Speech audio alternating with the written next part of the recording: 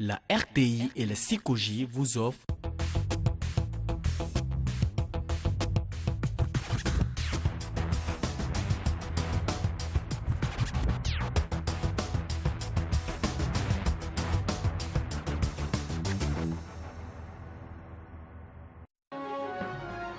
Le programme présidentiel de logement est une réalité avec la SICOJI.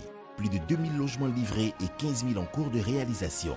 Appartements, duplex et villas à Yopougon, Abobo, Angré, Riviera et dans les villes de Daloa, San Pedro, Kong. Avec la SICOJI, vous avez l'assurance de la qualité, une facilité de paiement et une solution pour les entreprises. Infoline 20 30 55 44. SICOJI, nous savons faire des maisons. Ils étaient 16 à prendre le départ le 17 janvier dernier. 28 matchs plus tard, ils ne sont plus que 4. 4 pays pour un titre détenu par le Nigeria qui n'est pas présent en Guinée équatoriale. Mais bon, ça, on le savait déjà. Mais ce qu'on ne sait pas, c'est qui remportera cette édition de la Coupe d'Afrique des Nations au soir du 8 février prochain. Le choix, il est restreint, certes, mais le suspense, lui, il reste entier. Le Ghana, la Guinée équatoriale, la RDC et bien sûr, de préférence, la Côte d'Ivoire. Vous le saurez dans 4 matchs de passion à vivre avec vous sur les antennes de la RTI. Mesdames, Messieurs, bonsoir et bienvenue sur notre plateau. Et puis sur la route de ces demi-finales, là je suis en compagnie de Serge Dakouri. Bonsoir. Bonsoir Cathy. Également Kapit Bakayoko qui est avec nous. Bonsoir Kapit. Bonsoir Cathy. Et notre expert arbitre est également présent, Bema Doumbia. Bonsoir. Bonsoir Cathy. Le sponsor ce soir, c'est la SICOJI qui est avec nous, William Arquest. Bonsoir. Bonsoir Cathy. Nous allons passer donc 1 heure ensemble pour revenir sur ce que nous avons déjà vu et puis bien sûr aborder virtuellement, on va dire, les demi-finales qui vont se dérouler à partir de demain. Dernière rencontre des quarts de finale, la victoire de la Côte d'Ivoire sur l'Algérie, ou si vous préférez, la sortie du premier champion de la première équipe africaine, l'Algérie, 3-1. La rencontre, le résumé donc avec Aude Alégbé.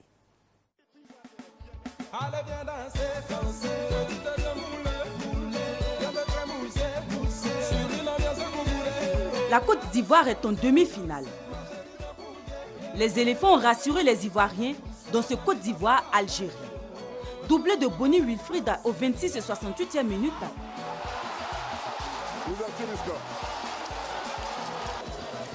Et ce ballon.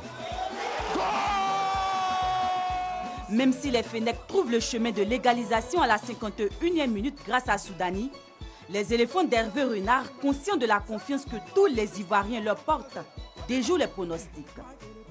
C'est Gervinho qui tue le match à la 94e minute sur service de Talo Gadji.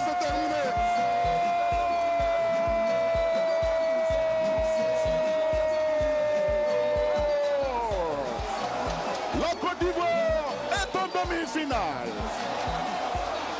La Côte d'Ivoire est en demi-finale. Et il me dit, c'est terminé. Dans les arrêts, il y a un Kwasi Gervais. Côte d'Ivoire 3, Algérie 1. Les Ivoiriens seront face à la RDC en demi-finale le 4 février prochain à Bata. Voilà, on a encore les entrailles qui frissonnent à voir ces images. Mais aujourd'hui, avec du recul, qu'est-ce qu'on doit retenir? Quelles leçons on doit tirer donc de cette rencontre? Les points positifs comme les points négatifs? Mais d'abord, écoutez, pour la Côte d'Ivoire, c'est quand même la transition avec un cycle générationnel qui a quitté le navire. Et c'est le début d'un nouveau cycle avec des jeunes comme Bailly, Canon. L'autre génération, celle de Drogba et de Didier Zokora, avec une nouvelle génération conduite par Kolo Touré qui amène des jeunes dans la compétition.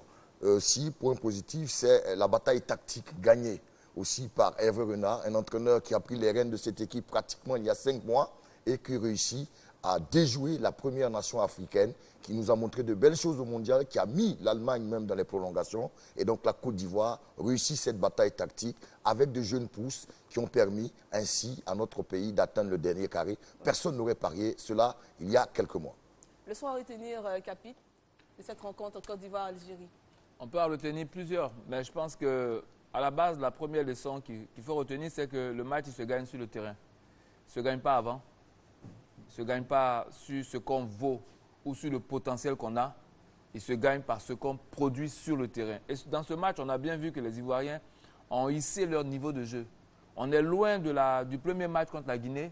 On est encore beaucoup plus loin du premier match contre le Mali. C'est une autre équipe, un autre état d'âme. Donc, ça, c'est une leçon à retenir pour les demi-finales et pour la finale. On a gagné l'Algérie, première nation. Ça ne fait pas de nous forcément la meilleure équipe. Ouais. Ça fait de nous l'équipe qui monte en puissance. Mais chaque match doit être géré avec le respect de ce qui est en face et surtout avec un état d'esprit conquérant comme on l'a vu dans ce match. C'est ça. Le match se gagne sur le terrain, il ne se gagne pas avant. Hervé Renard, Gervinho, Max Gradel ont animé la conférence de presse après cette rencontre Algérie-Côte d'Ivoire. Ils sont au micro de Anne-Marie Nguessan.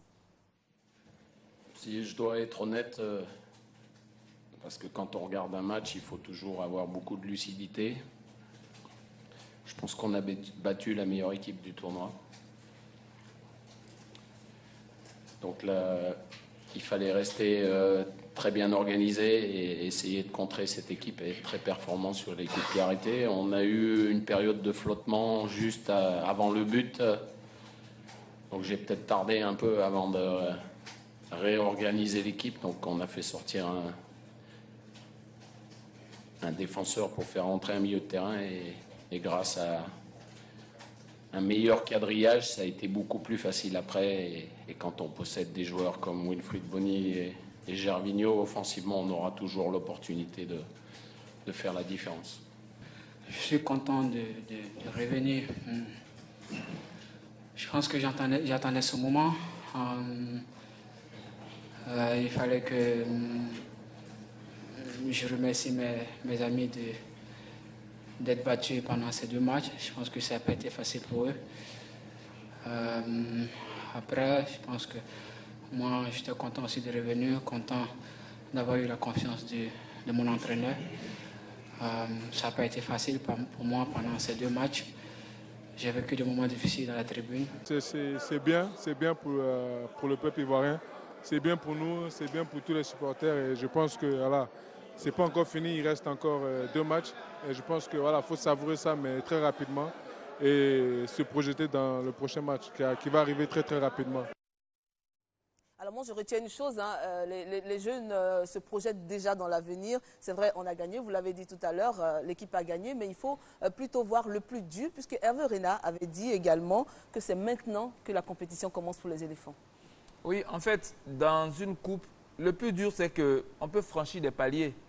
Mais quoi qu'on fasse, quand on ne ramène pas la coupe, il y a toujours cette impression de symphonie inachevée. Les Ivoiriens ont fait beaucoup, on a fait la finale de 2006, on a fait la finale de 2012. Mais beaucoup en sont oubliés qu'il y a des jeunes joueurs qui ont fait ce travail-là et qui malheureusement ont joué au pied du mur. Donc aujourd'hui, ceux qui sont là ont conscience que ce qu'ils ont fait, c'est bien. Mais tant qu'ils n'auront pas ramené la coupe, les Ivoiriens ne seront pas totalement satisfaits parce qu'il n'y a que ça qui signifie qu'on a atteint le but final. Donc du coup, je crois que gagner un match, pour eux, ce n'est qu'un moment. Il faut très vite se projeter sur le moment qui suit pour rester dans la même dynamique. Et d'ailleurs, les sportifs de haut niveau, ils apprennent ça. C'est pour cela que souvent les supporters sont choqués de voir un sportif de haut niveau, par exemple, perdre un match, et puis une heure après, reprendre une vie normale comme si rien ne s'était passé. Mais parce que le sportif de haut niveau, il apprend tout de suite, dès qu'un match est fini, à faire le vide et à passer au match suivant. Donc pour eux, aujourd'hui, peut-être une heure après, la fête était finie. Ils étaient déjà dans le match contre la RD Congo. C'est comme ça, il faut toujours aller de l'avant. Alors, il n'y a pas le temps hein, de fêter, de s'éterniser sur la victoire. Ce qui est remarquable, c'est la lucidité. Vous avez remarqué le mot qu'il utilise, l'entraîneur Hervé Renard. Il dit « Je pense avoir battu avec lucidité la meilleure équipe du tournoi ». Et il a montré ce qu'il a fait pour battre la meilleure équipe du tournoi. Oui. Un flottement au début, un début de match monocorde, par la suite un meilleur quadrillage. Et quand vous avez des joueurs de potentiel comme Bony, Wilfried et Gervinho, à tout moment, dès que vous avez cadré l'Algérie, il a résumé tactiquement le match, vous avez pu gagner. Alors, je note que nous avons un entraîneur qui est serein, qui est lucide et qui imprime sa marque de fabrique à l'équipe, qui devient conquérant, volontaire, ce que l'on n'avait pas vu depuis un certain temps. Maintenant, en 6 mois, on lui demande la coupe. L'appétit vient en mangeant. Personne n'aurait parié Hervé Renard à ce stade de la compétition. Les Ivoiriens sont gourmands, mais je pense que nous avons des compétiteurs. Mais lui-même, il a dit aussi qu'il est là pour gagner. Il a dit aussi qu'il est là pour gagner sa deuxième CAN. C'est normal. Il se fixe des objectifs à la hausse. Mais il faut être réaliste. Hervé est à la baguette depuis 5 mois. Et en 5 mois de vécu, il arrive déjà à ce stade. C'est déjà une sacrée performance de la réalité. Bon, en même Maintenant, temps, il a gagné les éléphants. Donc la petite vient en mangeant, c'est vrai. Déjà à ce stade, c'est une bonne performance. Oui. Il a inculqué des valeurs. Et vous voyez Max Gradel qui dit la fête, c'est bien. Mais 1 heure après, nous revenons. Car quand tu es compétiteur, il faut aller jusqu'au bout. Et c'est ce qui caractérise un peu le nouvel état d'esprit au sein des éléphants avec Hervé Renard. Bemba? Juste à ajouter que ce qui se passe actuellement, c'est la source de beaucoup d'espoir pour les Ivoiriens. Oui. Quand vous avez regardé les matchs, le premier match, on peut dire que les Ivoiriens ils ont joué pratiquement médiocrement. Après, ils sont devenus passables, ils sont devenus bons. Et puis, en quart de finale, on a vu vraiment une très bonne équipe. C'est ce que nous avons vu souvent avec l'Allemagne. L'Allemagne a eu très souvent des problèmes dans les matchs de poule. Et puis après, elle s'en va remporter. Donc, je crois que c'est beaucoup d'espoir que les éléphants ont fait naître dans le cœur de chaque Ivoirien. On souhaite qu'ils arrivent jusqu'à l'aboutissement. William, c'est la sérénité en ce moment. Il faut rester concentré sur son sujet. Effectivement, nous, en tant que Sikoji, depuis l'année dernière, au moment du mondial, nous avons soutenu les éléphants. Et pour cette année, pour la CAN, nous sommes encore présents sur ces plateaux-là pour soutenir les éléphants jusqu'au bout. Et je pense que nous allons y arriver et cette coupe reviendra en Côte d'Ivoire. Je vais vous parler aujourd'hui encore une fois de la Sikoji. Vous rappeler que la Sikoji, c'est votre entreprise, c'est notre entreprise commune qui a pour mission première de loger les Ivoiriens en Côte d'Ivoire. Tant à Abidjan et dans les grandes villes de l'intérieur du pays, nous avons la possibilité de loger tous les Ivoiriens. Et c'est dans ce cadre-là que pour répondre au programme présidentiel du logement, la direction générale de la Sikoji a émis plusieurs programmes en cours de commercialisation. 15 000 logements en cours de commercialisation, 9 programmes dans les grandes villes de Côte d'Ivoire, 6 programmes à l'intérieur du pays. Donc nous invitons massivement la population ivoirienne à nous visiter à notre immeuble Le Mirador situé à Adjamé ou encore nous visiter sur notre site web www.sikoji.ci pour prendre plus de renseignements et surtout pour souscrire à nos programmes.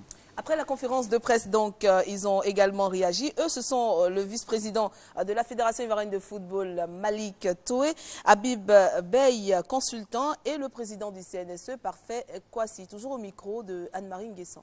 La première chose que je voudrais dire, c'est surtout féliciter les joueurs, l'entraîneur, l'encadrement et tous les soutiens qui sont venus et qui ont contribué à ce que cette équipe-là gagne aujourd'hui. Si on a gagné, c'est parce qu'il y avait une harmonie autour de cette équipe-là.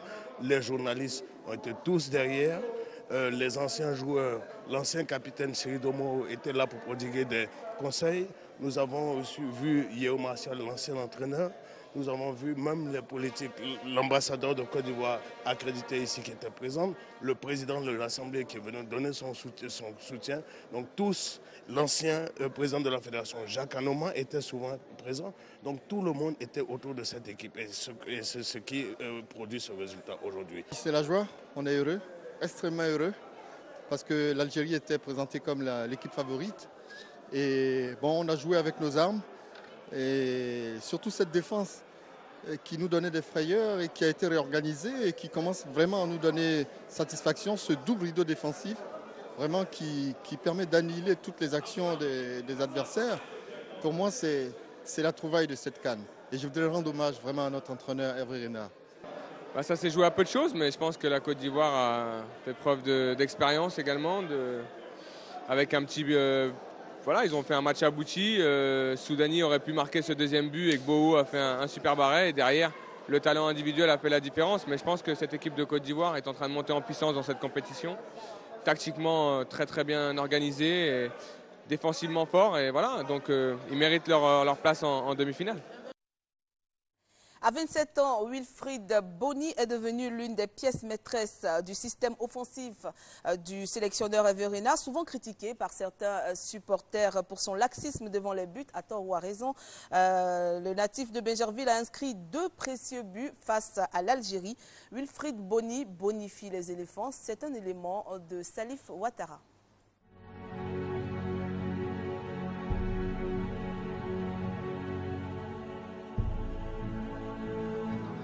Du long de son mètre 82, Gemia Wilfried Bony a commencé la CAN Malabo 2015 timidement. Le 28 janvier face au Cameroun, alors que certains supporters s'impatientent de voir une réalisation de l'attaquant de pointe, Bony Wilfried ne marque pas, mais il fait un travail de pressing impressionnant les plus pessimistes. La qualification pour les quarts de finale en poche, Wilfried Bony et ses coéquipiers rejoignent le vestiaire, le sourire aux lèvres.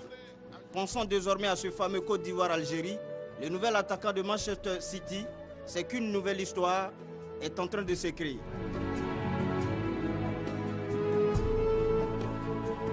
Dimanche 1er février, stade de Malabo, il est 19h30. Wilfried Bony est à son poste. Un schéma tactique 4-3-3 dans lequel Masgradel et Yao Kwasi Gervais lui viennent en renfort. Les Fennecs d'Algérie ont du mal à arrêter le trio. L'attaquant de pointe des éléphants en profite à 2 reprises pour mettre son compteur but de la CAN 2015 en marche. Et ce ballon,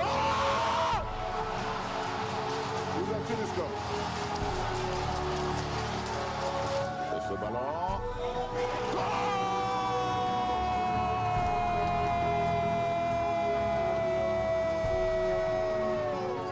Wilfried Bony totalise face à l'Algérie 40 ballons touchés, 27 passes, 4 fautes subies pour 6 fautes commises, 3 tirs cadrés, soit 74% de passes réussies.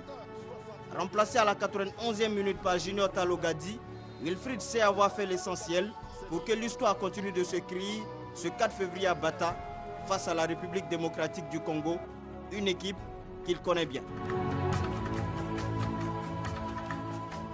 Voilà un grand Wilfried Bony qu'on a retrouvé lors du dernier match. Et à côté de lui, il y avait Max Gradel, Eric Bailly et tous ces jeunes-là, Gervinho, qui ont prouvé aussi lors de cette rencontre. Effectivement, Wilfried Bony nous a donné un peu maintenant beaucoup de satisfaction car aux 2 premiers matchs, point de Wilfried Bony au niveau des buts, puisque les buts ont été marqués par d'autres ses coéquipiers. Mais je dirais quand même, il a quand même de bonnes statistiques qui l'ont amené en équipe nationale. L'année dernière, 24 buts dans la première ligue anglaise, sans oublier un parcours important de Sparta de Prague jusqu'à Vitesse Arnhem pour arriver là. Il a marqué beaucoup de buts dans sa carrière. Oui. Maintenant, comme il remplaçait un monument du football qui est Didier Drogba, beaucoup voulaient rapidement que celui-ci nous marquait des buts à profusion. Il fallait qu'il prenne ses marques, il fallait qu'il s'installe confortablement dans cette sélection et il a commencé à le faire. Vous voyez le deuxième but qu'il marque, c'est un but de toute beauté d'un attaquant modèle. Il coupe la trajectoire au premier poteau et il bat Raïs Mboyi qui n'est pas un gardien, qui n'est pas nouveau venu. Donc il a montré beaucoup de choses, tout comme l'ensemble de l'équipe, mais je dirais un buteur, il doit se faire respecter dans les 18 mètres par sa précision. 2 buts dans un match de tel important, ça jouait beaucoup pour la qualification des équipes. Et Wilfried Bony, il se fait respecter depuis un moment dans cette équipe. Oui, il se fait respecter parce que Wilfried a conscience à la fois de ses forces et de ses limites. Ce n'est pas un joueur qui va rechercher le geste technique de haut niveau parce que ce n'est pas là que se trouve son point fort. Son point fort est dans ses qualités athlétiques. Il est capable, sur une seule détente, de prendre l'avance devant n'importe quel défenseur. Il est capable. Il en a le physique. Hein. Il a vraiment les éléments qu'il faut pour faire la différence et gagner les duels. Il s'en sert d'ailleurs, comme vous le voyez dans son jeu, quand il y a des balles arrêtées contre notre équipe, il revient jusqu'à nos 16,50 m pour pouvoir sortir le ballon de la tête. Il est toujours placé au premier poteau pour faire profiter la défense de la qualité de sa détente. Donc, c'est un garçon qui sait aujourd'hui une chose, en football, il faut aller à l'essentiel. Il ne cherche pas l'extravagance, il ne cherche pas à être celui qui va être le plus admiré, il cherche à être efficace. Il cherche à marquer, il cherche à peser de tout son poids sur la défense adverse, à épuiser les défenseurs adverses au point de permettre à ses jeunes partenaires de pouvoir jouer en toute tranquillité. C'est un rôle qui est un peu difficile, qui n'est pas toujours perceptible par les téléspectateurs et par les sportifs en général, parce que tout le monde aime les beaux gestes, le beau jeu, les petites choses qui font le spectacle. Mais Bony est dans la ligne de Drogba ou d'autres avançants de ce type qui ne cherchent pas le spectacle dans les beaux gestes, cherchent le spectacle au fond du filet. Et c'est là l'essentiel. D'accord. Alors, pendant que l'Afrique est à... vous voulez intervenir? Allez-y. Qu'il faut ajouter que Bony, c'est le prototype d'avant-centre qui ne respecte jamais. Il prend beaucoup de coups, mais tu le vois rarement en train de se plaindre. Bony peut prendre un carton jaune parce qu'il a mal joué, mais il ne prend pas de carton jaune parce qu'il a protesté la décision de l'arbitre ou bien il a essayé d'agresser un adversaire. Jamais. Donc, ça aussi, ça fait partie de ses forces. Voilà, il est discipliné et il continue comme ça et la Côte d'Ivoire ira loin dans cette compétition. Et donc je disais que pendant que l'Afrique est en Guinée équatoriale, eh bien le mercato hivernal où on retrouve beaucoup de joueurs, plusieurs joueurs africains, s'est ouvert le 3 janvier dernier. Il s'est même refermé le 31 janvier à minuit. Et les Ivoiriens ne sont pas en reste. On va faire un petit point, hein. On parlait tout à l'heure de lui, Wilfried Bony, qui était donc... qui est donc dans cette compétition, pardon. Il était à Swansea City et qui se retrouve aujourd'hui aux côtés de notre capitaine Yaya Touré, bien sûr, pour un transfert de 4 ans et demi. Il va donc passer 4 ans et demi aux côtés de Yaya Touré. 36,5 millions d'euros, Wilfried Bony. C'est un attaquant vraiment intéressant. Ben écoutez, il a fait ses preuves l'année dernière dans la première ligue anglaise. Ne marque pas plus de 24 buts dans ce championnat assez difficile. Qui veut? Il a une qualité importante, quand vous avez vu les statistiques de Salif Ouattara, c'est qu'il garde le ballon. 40 ballons touchés, son rôle de point d'ancrage et de fixation aussi, et une panoplie qu'il ajoute. Alors c'est un attaquant qui a de bonnes statistiques. C'est normal que City l'ait pris et ait mis beaucoup d'argent sur lui. On compte beaucoup sur lui aussi pour bien représenter la Côte d'Ivoire à côté de Yaya Touré. Puis on a Doumbia Seydou qui était lui au CSKA Moscou de Russie et qui est maintenant à l'AS Roma. 15 millions d'euros payables entre... Bon, on ne va pas donner les détails. 15 millions d'euros et 3 ans de contrat. Oui, très intéressant. De toute façon, pour un joueur, l'important, c'est la mobilité avec la progression. Oui. J'ai souvent l'habitude de dire qu'un joueur, à un moment donné, il doit savoir faire le parallèle entre son prix et sa valeur. Son prix, c'est un peu le salaire qu'on lui paye à un moment donné. Mais sa valeur, c'est la cote qu'il se donne chaque jour parce qu'il produit sur le terrain. Parce que, vous voyez, Bony vient par exemple de signer pour 4 ans. Mais il n'y a rien qui prouve qu'il passera 4 ans à Manchester City. S'il produit la même qualité, mais un autre club peut faire une offre plus intéressante pour qu'il parte de l'autre côté. Donc chaque fois, il faut que sa valeur continue de monter par la qualité de la prestation sur le terrain. Moi, je suis très heureux pour ces jeunes gens parce qu'ils savent dans quelles conditions ils sont partis. Ils savent ce qu'ils ont à faire et on est heureux de voir qu'ils le font avec beaucoup d'abnégation et beaucoup de sérieux. Et puis ce jeune Eric Bailly, qui lui était à l'Espagnol de Barcelone et qui est aujourd'hui à Villarreal. 5,7 millions d'euros, 5 ans et demi de contrat. Mais écoutez, il a profité de cette CAN qui a été une vitrine pour lui pour mieux se vendre. Il était dans un club qui était 13e de la Liga espagnole. Il vient chez les sous-marins jaunes, c'est Villarreal, qui est 6e du championnat et qui joue souvent les coupes européennes, l'Europa League. C'est une très bonne équipe et je pense que sa valeur marchande s'est bonifiée avec ses prestations à la CAN. Donc c'est tout un bonheur pour lui. Il va donc... énormément joué avec Villarreal et aussi ça va être bénéfique pour la Côte d'Ivoire car ce jeune-là n'a pas participé aux éliminatoires. Everena l'a repéré dans la Liga espagnole et l'a intégré. Personne n'aurait pensé qu'il allait bien s'intégrer dans le secteur défensif et là on voit que c'est une grosse satisfaction. Il a 20 ans, il a l'avenir pour lui et c'est déjà tout bénef pour la Côte d'Ivoire. Et Seredier donc qui quitte le FC Bâle de Suisse pour Stuttgart en Allemagne. Je suis content pour Seredier parce que quand je regarde la prestation que Seredier a fournie sur les 2 derniers matchs de la Côte d'Ivoire, on voit un garçon au four au moulin, on voit un garçon qui fait tout le travail de rabattage, surtout de charger de stopper les offensives rapides des adversaires. C'est un rôle qui est essentiel parce que quand vous regardez le match, par exemple, que nous avons subi ou nous avons perdu ici contre la RD Congo, c'est ça qui a manqué, c'est la présence d'un tel travailleur qui a manqué parce qu'on n'a jamais eu personne pour empêcher les contre-attaques rapides. Aujourd'hui, aucune équipe n'arrive sur les contre rapides à surprendre notre défense grâce à Seredier. Parce qu'il est constamment là où le ballon va arriver dans les pieds de l'adversaire qui veut amorcer une contre-attaque. Et un travailleur comme celui-là, à un moment donné, lorsqu'il est récompensé, on ne peut qu'être heureux pour lui. D'accord, voilà, c'était donc le point. Oui, allez-y rapidement. Ça se passe bien pour les 2 transferts de Seydou et de Bony. Oui. Il ne faut pas être étonné que très bientôt, leur complicité apporte beaucoup d'espoir aux éléphants. Il y a un complice de Bony et puis Seydou, complice de Gervino. Les 4 dans une équipe, ça va être formidable pour les éléphants. D'accord, donc c'était le point de ces différents transferts, si on peut les avoir pour ceux qu'on n'a pas pu citer, qui sont ivoiriens aussi, mais qui ne sont pas forcément à Malabo en ce moment, qui ne sont pas forcément, oui. Il s'appelle Franck Kessié, Distella, qui est parti à l'Atalanta de Bergame en Italie. C'est ça. C'est déjà une grosse promotion pour lui. Et il y a Traoré Diakaridja aussi, qui était à l'Espagnol de Barcelone, qui est au Real Madrid. C'est pas rien. Il va jouer dans la Castilla, la réserve coachée par Zinedine Zidane. C'est déjà ça. C'est déjà bon. Voilà. Arrivé à la tête des éléphants le 31 juillet 2014, Hervé Renard continue d'avancer, critiquer, bousculer quand ça ne va pas, féliciter quand ça va, comme c'était le cas lors de la rencontre face à l'Algérie. Mais ça, c'est la vie normale d'un sélectionneur national, hein, franchement. Toujours est-il que le sélectionneur des Ivoiriens laisse ses empreintes. Benson Piraka, lui, il parle de l'esprit Renard. Que s'est-il passé au sein de la sélection nationale pour qu'elle connaisse une telle métamorphose dans son comportement sur le terrain? C'est la question qui sont sans doute nombreux à s'être posée.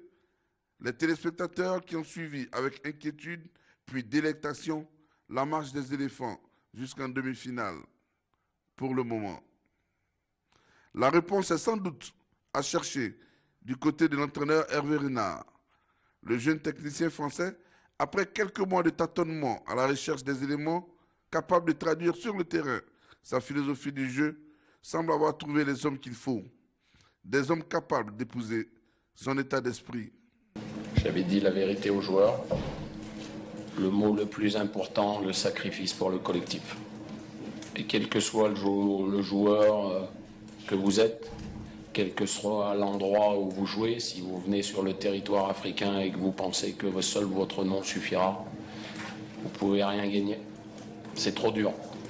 La présence de la Côte d'Ivoire en demi-finale dans un tournoi d'où la grande majorité des Ivoiriens la voyaient sortir dès le premier tour est déjà en soi un signe probant du nouvel élan insufflé aux éléphants par un Renard très peu intéressé par les strapontins.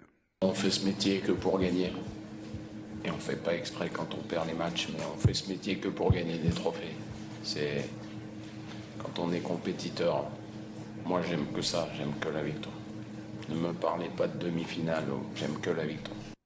Quoi qu'il arrive, il est clair qu'il faut laisser Hervé Renard faire son travail sur la durée. La Côte d'Ivoire doit avoir comme objectif raisonnable les CAN 2017, 2019 et 2021. Gagné déjà en 2015 est miraculeusement à sa portée quand on considère les éliminatoires en zone de turbulence qu'elle a subies pour être en Guinée équatoriale. Une victoire finale en 2015 ne serait alors que le signal fort d'une Côte d'Ivoire décidée à ne jouer désormais que les premiers rôles. Le programme présidentiel de logement est une réalité avec la SICOGI. Plus de 2000 logements livrés et 15 000 en cours de réalisation. Appartements, duplex et villas à Yopougon, Abobo, Angré, Riviera et dans les villes de Daloa, San Pedro, Kong. Avec la SICOGI, vous avez l'assurance de la qualité, une facilité de paiement et une solution pour les entreprises. Infoline 20 30 55 44. SICOGI, nous savons faire des maisons.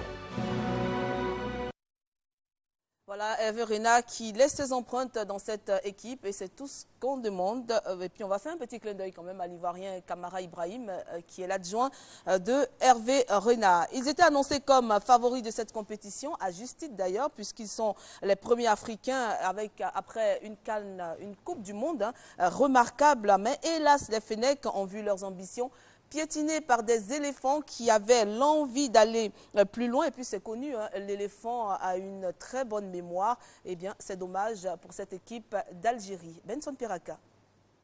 Après avoir séduit le monde entier lors de la Coupe du Monde 2014 et notamment lors d'un huitième de finale héroïque face au futur champion du monde allemand, l'Algérie a tenté de mettre l'Afrique à ses pieds. Aussi bien en phase de poule qu'en quart de finale, les Fennecs ont démontré qu'ils n'avaient pas usurpé leur place de numéro 1 africain au classement FIFA. Ils ont pratiqué le plus beau football, sans doute le plus complet aussi, avec des joueurs doués comme Brahimi, Fegouli ou encore le capitaine Magic Bouguera, que la défaite contre la Côte d'Ivoire contraint à une retraite internationale pourtant annoncée pour la fin de la CAN. Une fin de CAN que les Algériens imaginaient en haut du podium. C'était mon dernier match officiel, donc c'est le football, il faut savoir tourner la page. En tout cas, je remercie le coach de m'avoir fait confiance, je remercie l'équipe nationale et voilà, je pense que avec le coach, il y a de l'avenir, et je pense qu'on a besoin de lui pour l'avenir. Le seul malheur de l'Algérie dans cette Coupe d'Afrique, c'est que s'est dressé devant elle un gros éléphant. Voilà l'Algérie donc qui est sortie de cette compétition, mais ça demeure une très grande équipe qu'on a vu évoluer dans cette compétition. Et voilà, malheureusement, il faut que quelqu'un sorte et c'était l'Algérie. On va parler un peu de l'arbitrage lors de cette rencontre Côte d'Ivoire-Algérie avec vous, Bema. Oui, l'arbitrage, l'arbitre s'est bien comporté dans l'ensemble. Oui. Le premier quart d'heure, il a failli se fourvoyer, mais il a rencontré une équipe ivoirienne moralement au point. Les garçons ils ne se sont pas énervés, ils ont accepté tous les coups qu'on a sifflés contre eux. Et puis... Mais ils ont eu la leçon avec Gervinho. Ah oui, mais bien sûr. Même temps. Voilà. Et puis, par la suite, il s'est ressaisi. Les choses se sont bien passées par la suite parce que là, il a été correct jusqu'au bout. D'accord. Voilà. Et quelles sont les actions qui ont marqué ce qui nous a marqué, c'est d'abord Boni Wilfried. Oui. Sur, tout à l'heure, j'ai écouté, il a commis 6 fautes. Ça nous a amené à nous demander est-ce que Boni il commettait vraiment toutes ces fautes-là. Alors, on a voulu regarder de plus près. Alors, ce qu'il faut retenir, c'est que Boni, il est tellement habitué à être rudoyé. On a les actions en même temps, vous pouvez les commenter. Qu'est-ce qu'il fait? Il est tellement habitué à être rudoyé. Il est tellement habitué à être rudoyé, il prend des précautions. Ce qui fait que quand, bon, là c'est lui qui titille, là c'est lui qui titille. Mais avant cela, dans une autre action, il prend ses précautions en attendant que le ballon arrive. Quand le ballon arrive, il sait qu'il va être rudoyé dehors, alors il sort, j'allais dire des griffes. Voilà. Qu'il est costaud, voilà. Voilà. Alors il sort là, l'arbitre a raison, parce qu'il a sorti le coude. Il a un coude saillant, ça fait que l'adversaire qui vient se cogner là-dessus. Il a commis la faute. Donc là, il a commis la faute. D'accord. Voilà. Ensuite, la deuxième... On va y aller, allez-y. La deuxième, il prend le ballon à l'adversaire, mais en commettant une légère faute. Si l'arbitre ne fait pas attention, il ne peut pas se rendre compte que Boni est en train de... Ça, c'est la première. La deuxième faute, il la commet de façon très subtile. Oui. À peine s'il touche, voilà, le type, il se couche. D'accord. Bon, l'arbitre, il est un peu plus loin. Voilà, vous voyez, il tente, et la deuxième fois, il prend le talon.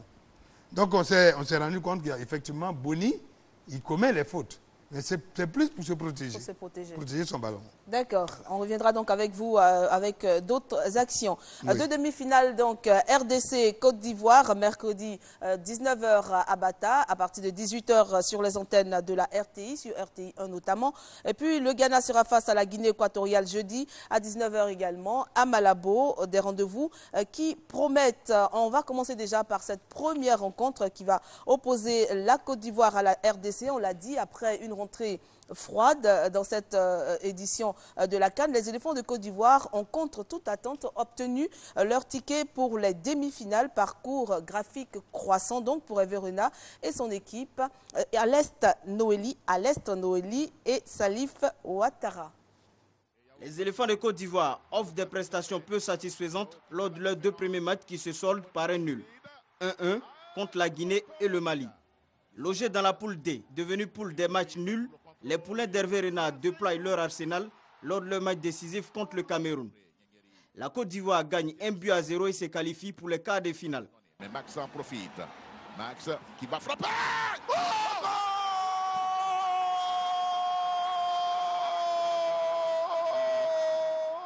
Face à la meilleure équipe africaine, classement FIFA, Yaya Touré et sa troupe bombent le torse.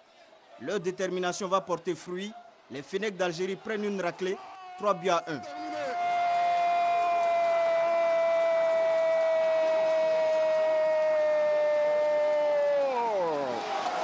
La Côte d'Ivoire est en demi-finale. Parcours plutôt réussi pour les éléphants.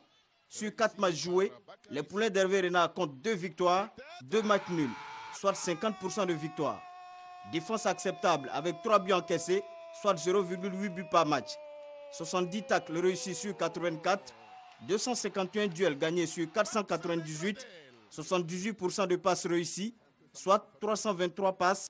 Les Ivoiriens ont réussi 68% de passes dans la zone demi-adverse. L'attaque n'a pas chômé. C'est 6 buts marqués sur 14 tirs cadrés, 3 buts du pied droit, 2 buts de la tête et 1 but du pied gauche. 73 fautes subies, 102 fautes commises. 7 cartons jaunes et 1 carton rouge pour les éléphants de Côte d'Ivoire.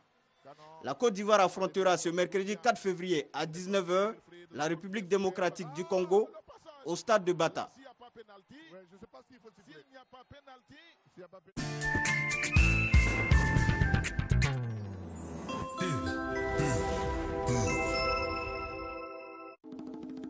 Chez Ecobank, nous pensons que rien n'est impossible pour l'Afrique. Et nous jouons tous dans la même équipe. C'est pour cette raison que nous sommes à vos côtés à chaque étape de votre vie, en vous proposant toute une gamme de comptes bancaires adaptés. De Ecobank Direct au compte classique, Ecobank Advantage et Premier Banquier by Ecobank. Parce que vous pouvez aller aussi loin que vous le souhaitez quand vous faites partie de notre équipe. Ecobank, la banque panafricaine.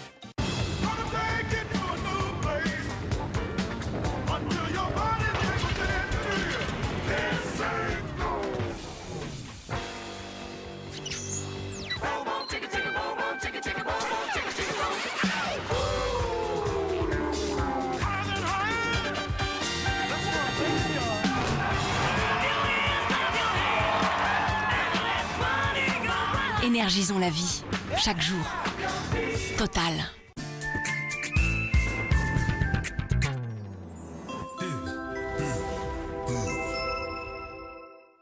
Alors, quand on parle de l'histoire du football de la Côte d'Ivoire, on parle d'un monsieur que vous connaissez tous, Yeo Martial, qui a été le seul entraîneur pour l'instant à remporter donc une Coupe d'Afrique des Nations. Eh bien, nos envoyés ont rencontré ce monsieur. Ils lui ont donc posé des questions concernant, bien sûr, cette Coupe d'Afrique des Nations et les chances des éléphants.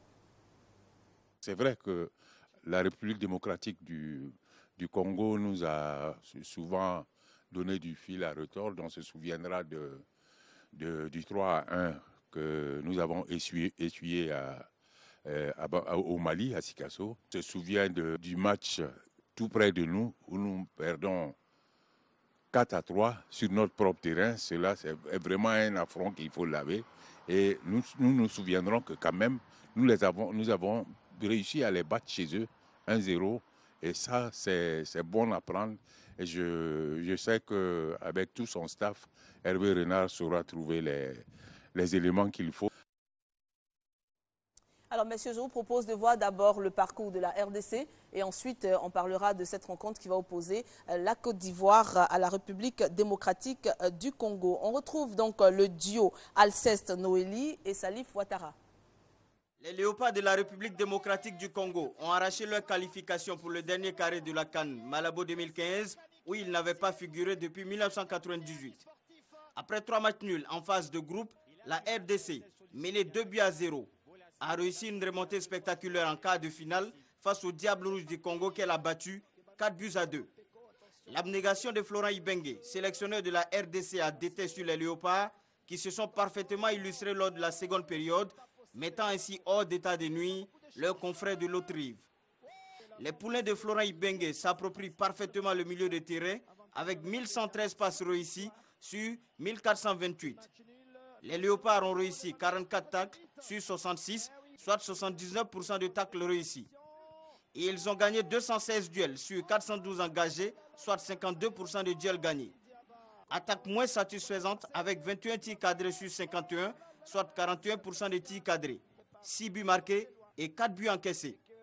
La sélection de Florent Ibenge connaît l'enjeu de cette demi-finale et voudra sûrement jouer le 3 février son plus beau match. Quelqu'un capite, force et faiblesse de cette équipe de la RDC.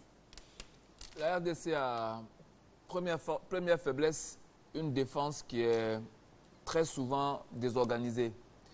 Et malgré toutes ses qualités, le gardien Kidiaba n'anticipe pas beaucoup. Donc ils ont pris souvent des buts sur des actions où l'adversaire passe un peu dans le dos. Mais cette équipe a une force essentielle, c'est sa force de caractère. Être mené à la marque et ne pas se décourager semble être pratiquement sa marque de fabrique. Quand on voit la façon dont ici en Côte d'Ivoire nous avons réussi à remonter alors qu'ils nous menaient pour aller à 3-3 et qu'on était en train de forcer pour passer à 4-3, ils ont trouvé des ressources pour aller marquer un 4e but. Et on l'a vu dans ce quart de finale où ils étaient menés 2-0. dans un match qui semblait mal parti, ils ont trouvé des ressources pour marquer 4 buts en près de 30 minutes. Donc c'est une équipe qui a du caractère, c'est une équipe qui ne se décourage pas et c'est une équipe qui, sur le jeu, a une qualité essentielle, c'est le passage de la défense à l'attaque. En 2-3 passes, ils se retrouvent dans le camp de l'adversaire et ils peuvent compter sur les dribbles d'élimination de Bolassi et les autres pour marquer. Heureusement pour nous, ils ont une autre faiblesse, c'est que très peu de tirs sont cadrés. Mais cela dit, ils s'offrent beaucoup d'occasions. Et c'est pour cela qu'on voit un taux de déchets beaucoup plus haut. C'est une équipe qu'il faut contenir d'abord sur sa relance en termes d'attaque placée. Donc quand on attaque cette équipe, il faut se prépositionner pour contrer sa contre-attaque. Donc pour moi, c'est une équipe qui est à notre portée. Si on a le même dispositif que contre l'Algérie, qui a quasiment les mêmes qualités en attaque, si on est capable de bloquer les accélérations sur le couloir gauche, je pense que sur le couloir gauche de la RDC, donc sur notre couloir droit, je pense qu'on devrait pouvoir gagner cette équipe assez tranquillement, dans le même état d'esprit, avec la même combativité et surtout, ce que j'ai remarqué au sein de l'équipe ivoirienne, dans le respect le plus profond de l'adversaire. C'est-à-dire chaque match est pris avec le sérieux qu'il faut, avec surtout un manque de, j'allais dire, on évite de ne pas respecter l'adversaire parce que souvent cela joue des tours. Le complexe de supériorité est très dangereux pour une équipe. Notre équipe n'a ni complexe d'infériorité ni complexe de supériorité. Elle vient avec ses atouts et avec un nouvel état d'esprit qu'il faut saluer et je pense que c'est ça qui va nous permettre d'aller plus loin. C'est un match ouvert, on peut le gagner, mais il faut rester concentré jusqu'à la dernière minute en raison de la capacité de réaction de cette équipe. Merci, capitaine, en tout cas, pour ces précisions. Et puis, cette équipe de RDC qui pourrait être amputée de son capitaine qui est blessé. Et selon l'entraîneur Mbengue, il pourrait être absent pour ce match, mais présent pour la finale, si bien sûr la RDC se qualifie pour la finale. Et puis, juste à annoncer que le président de la RDC, Joseph Kabila, est donc passé lundi du côté de Malabo pour saluer ses joueurs, les encourager pour la suite de la compétition. On l'a dit, la deuxième rencontre de ces demi-finales va opposer bien sûr le Ghana au pays organisateur, la Guinée équatoriale. Je vous propose de revoir le parcours de cette équipe ghanéenne avec Arsène Kwasi pour commenter par Eliane Tapé.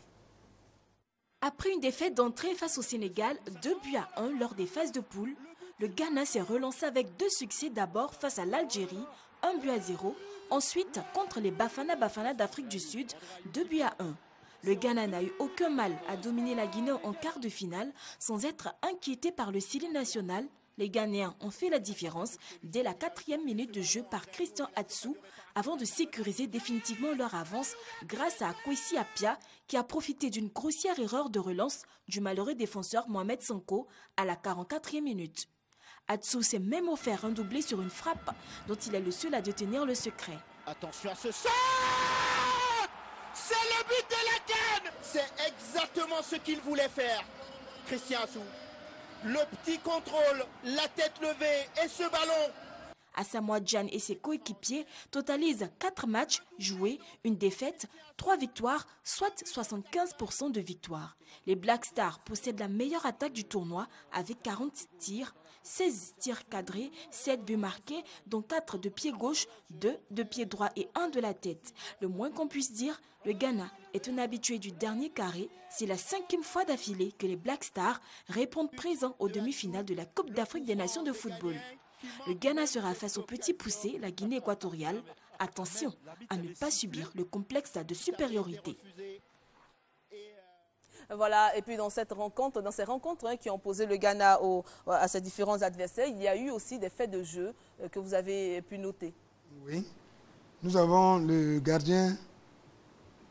Allez-y, le gardien guinéen oui. Qui a commis une faute grave. Oui. Il est sorti de sa surface alors qu'il était le dernier rempart. Vous avez l'image. Oui, il est sorti de sa surface, il est venu contrer le joueur dehors. Alors, il était seul. Le seul rempart qui restait dans ce cas, on dit qu'il a annulé une nette occasion de but. D'accord. Il a annulé une occasion manifeste. Alors donc c'est carton rouge sans autre forme de procès. Et c'est ce qui s'est passé. C'est ce qui s'est passé, justement. Voilà. D'accord. Et en face du Ghana, on aura le Nzalang national qui découvre quant à lui pour la première fois, qui découvre le carré d'as et le pays organisateur met tout en œuvre pour remporter cette victoire. On va donc retrouver Arsène Kouassi et Eliane Tapé. Considéré d'office outsider de la poule A, la Guinée équatoriale n'en finit pas de surprendre. Après 2 matchs nuls concédés face au Congo 1-1 et au Burkina Faso 0-0, le Nzalang national monte en puissance lors de son 3e match. Face au Gabon, Javier Balboa et les siens frappent fort 2-0 et obtiennent le ticket pour les quarts de finale, ce qui vaut déjà aux yeux des observateurs un exploit du petit poussé équato-guinéen.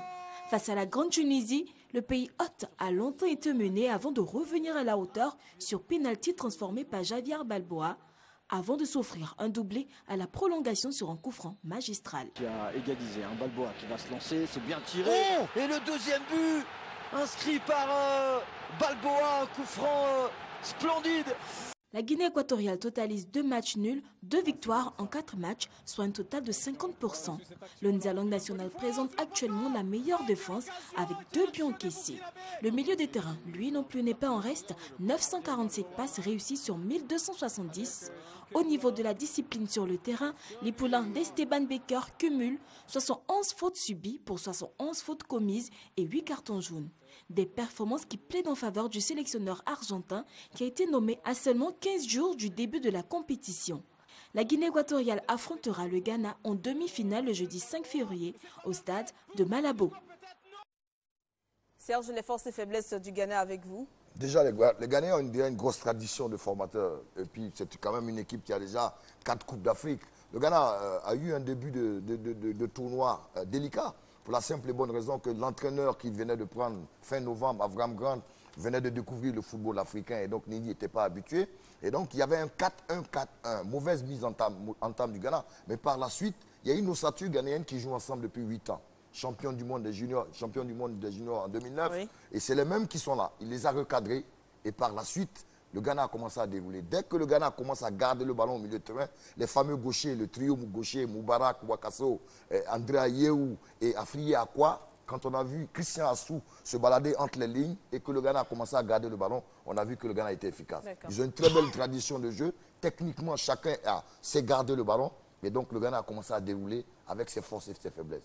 Surtout, l'attaquant qu'ils ont, malgré le fait qu'ils soient aux Émirats, est toujours un renard de surface. Vous voyez le but qu'il marque contre l'Algérie, c'est la force d'un attaquant. On l'a vu inexistant pendant tout le match. Sur une seule accélération, il donne 3 points au Ghana. Celui-là, c'est Asamoah Gyan.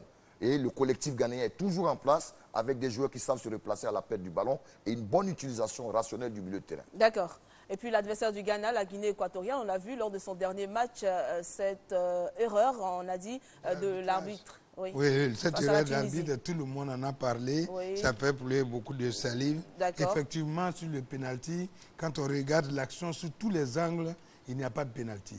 Le joueur n'a pas été poussé, il n'a pas été bousculé, il n'y a pas eu de croc en jambe, il n'a pas touché le ballon de la main. Donc vraiment, véritablement, on dit que le type il a imaginé sa faute. Mais vous savez, la CAF sait prendre ses responsabilités. Au moment où nous, on vous parle, l'arbitre il a été remercié et il est rentré au pays. Il a quitté la compétition. Voilà. D'accord. Et il y a aussi le président de la fédération tunisienne qui a démissionné aussi de la CAF. Non, il n'a pas démissionné qui a quitté de son poste, voilà, du poste où il était. Voilà, il a démissionné donc de la commission d'organisation de la Coupe d'Afrique des Nations pour être plus exact. Alors, bientôt, on va se quitter. Ce sera donc la fin de cette émission. On vous donne rapidement les statistiques générales après les 28 matchs joués avec la régie qui nous permet de voir donc les statistiques. Voilà, on a donc 3 buteurs pour l'instant, 3 meilleurs buteurs. Ensuite, on a joué 28 matchs, 15 victoires, 13 matchs nuls. C'est quand même, c'est un peu satisfaisant à cette étape de la compétition. Ben écoutez, il y a quand même un fait notable. Hein. Remarquez que lors des quarts de finale, déjà 16 buts ont été marqués en 4 matchs. Ça fait une moyenne déjà de 4 buts. Ça veut dire que le potentiel offensif est prononcé. Donc les attaques ont pris le pas sur les défenses. Maintenant, il y a des joueurs malheureusement qui vont quitter la compétition, comme Thierry Boufouma qui a 3 points, qui a 3 buts, mais malheureusement le Congo-Brazza est éliminé. Mais il y a 2 autres, il y a un autre qui continue, Il y a deux attaquants. Il y a Javier qui continue, la Guinée équatoriale. De Tunisie qui est éliminé, qui a 3 buts. Il y a Bifouma éliminé, il y a un seul qui continue. C'est bien entendu Balboa, le joueur de la Guinée équatoriale. On va parler d'abord avec William Akest avant de venir à vous, Capit. Je voulais rappeler encore une fois à toute la population ivoirienne que la SICOGI a plus de 15 000 logements en cours de commercialisation, dont 9 programmes en zone urbaine à Abidjan, notamment dans les quartiers de Yopougon, Abobo, Cocody, Deux Plateaux, sur la route de Bingerville, et aussi à l'intérieur du pays, 6 programmes dédiés à San Pedro, Daloa, Boaké, Kong, dans les chutes de la Nawa et aussi dans la zone du Rodougou à Séguéla. N'oubliez pas que notre présence sur ce plateau, il y a toujours un jeu et le gros lot est à gagner avec une superbe villa d'une valeur de 15 millions de francs CFA. Il suffit de répondre à la question suivante. Que signifie SICOGI? Envoyez la bonne réponse au 98 089 sur le serveur de la RTI en répondant à la réponse A1. Société ivoirienne de construction et de gestion immobilière. Réponse A2. Société internationale de construction et de gestion immobilière. À vous la villa. D'accord, à vous la villa. Voilà. Alors, Capit, on va commenter avec vous les performances des 4 équipes demi-finalistes en ce moment à Malabo. On va voir donc le tableau de ces performances de la Côte d'Ivoire, du Ghana, de la Guinée équatoriale et puis bien sûr de cette équipe de la RDC. Voilà. Ce qu'on note déjà, c'est qu'il s'agit d'équipes qui sont très loin de la Coupe depuis un long moment. Oui. Le Ghana a pris sa dernière coupe en 82, la Côte d'Ivoire en 92, la Guinée équatoriale accède pour la première fois à une demi-finale. Le Congo, cela remonte à des années encore plus lointaines. Oui. En fait, cette coupe-là, elle est à la portée de chacune des 4 équipes. Ce qui va faire la différence aujourd'hui, c'est, j'allais dire, la capacité de résistance. On est déjà à près de 3 semaines de compétition. Cela pèse lourd dans les jambes. Et donc, l'influx nerveux, la capacité de résistance des joueurs, ça va être un élément déterminant aussi bien aux demi-finales qu'à la finale. Parce que vous voyez déjà, le temps de récupération devient plus court. Et donc, pour les joueurs, ça devient beaucoup plus difficile. Et l'autre élément, c'est, on a vu des équipes il y a un nivellement. Mais le nivellement vient du fait que quand vous regardez la façon dont nos sélections nationales sont constituées, ce sont des sélections constituées de joueurs recrutés, j'allais dire, sélectionnés à partir des championnats européens en général. Or, vous savez, aujourd'hui, les schémas tactiques se ressemblent un petit peu.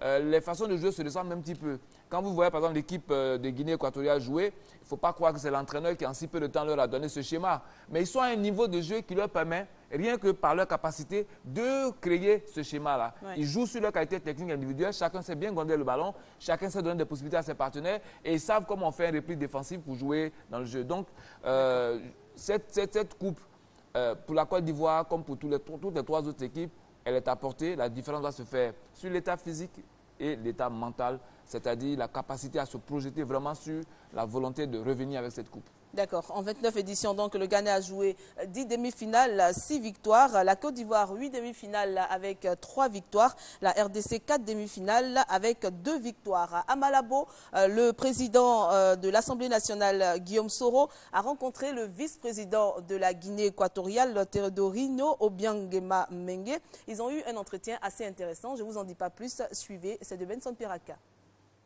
En se retrouvant à l'occasion de l'ouverture de la première session de la Chambre des députés de Guinée équatoriale, le président de l'Assemblée nationale, Guillaume Soro, et le vice-président de la Guinée équatoriale, Teodoro Obiangema Mengue, n'ont pas parlé que de politique. Ils ont aussi parlé de la CAN 2015. La Guinée équatoriale, face à la défection du Maroc à 2 mois de l'événement, a dû prendre ses responsabilités historiques pour bien marquer son attachement à la solidarité africaine. Je veux remercier les autorités équato-guinéennes pour avoir sauvé l'honneur de l'Afrique. Imaginez une Coupe d'Afrique organisée en dehors du continent, ce serait proprement parler une vraie honte pour nous, Africains. Donc nous sommes fiers et contents qu'il y ait un pays, et notamment la Guinée équatoriale. Ce choix, à quelques jours de la fin du tournoi, la Guinée équatoriale ne le regrette pas un seul instant, bien au contraire.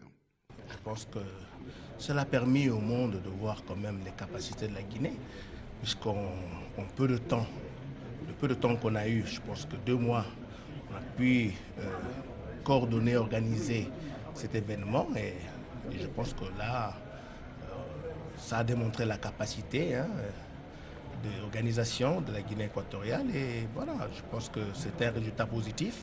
La Côte d'Ivoire et la Guinée équatoriale sont qualifiées pour la demi-finale du tournoi et pourraient éventuellement s'affronter en finale. Une perspective qui n'ébranle pas les deux personnalités. Ça serait très difficile, hein, parce que quand même, c'est mon ami et mon frère, voilà, donc ça va être très difficile, mais bon, le meilleur gagnera, voilà. C'est tout. Le meilleur gagnera.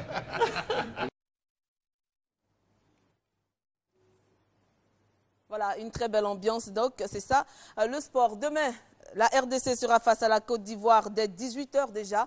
Connectez-vous sur la RTI, sur RTI 1. Vous retrouverez Anja Soukrou et ses consultants Roger Boli et Dago Charles, en plus d'un invité surprise. Après à Salfo, demain, on aura encore un invité surprise. Et puis dans la soirée, vous retrouverez Fatima Sibé pour Soir de Cannes. Dernier mot avant de nous quitter. Juste un petit mot. Pour les deux arbitres ivoiriens qui sont à la CAN, oui. Douane Mandier et son assistant, oui. Ils ont fait au moins chacun 3 matchs, même si leurs chances sont réduites maintenant parce que la Côte d'Ivoire est toujours en course. Il faut leur adresser les félicitations du pays. Félicitations à vous, messieurs. Voilà.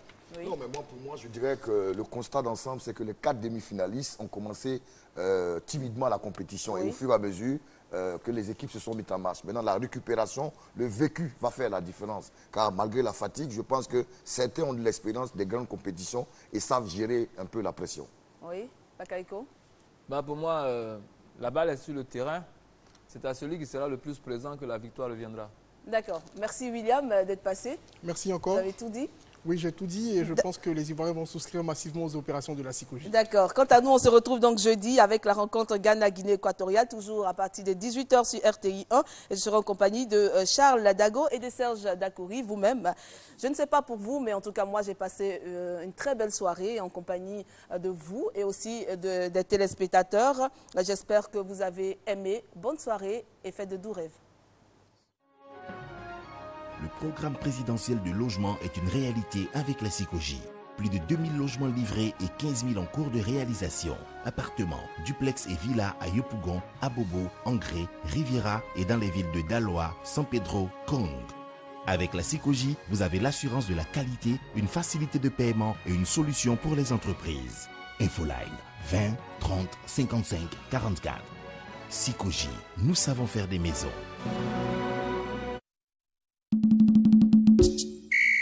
La RTI et la SICOGI vous ont offert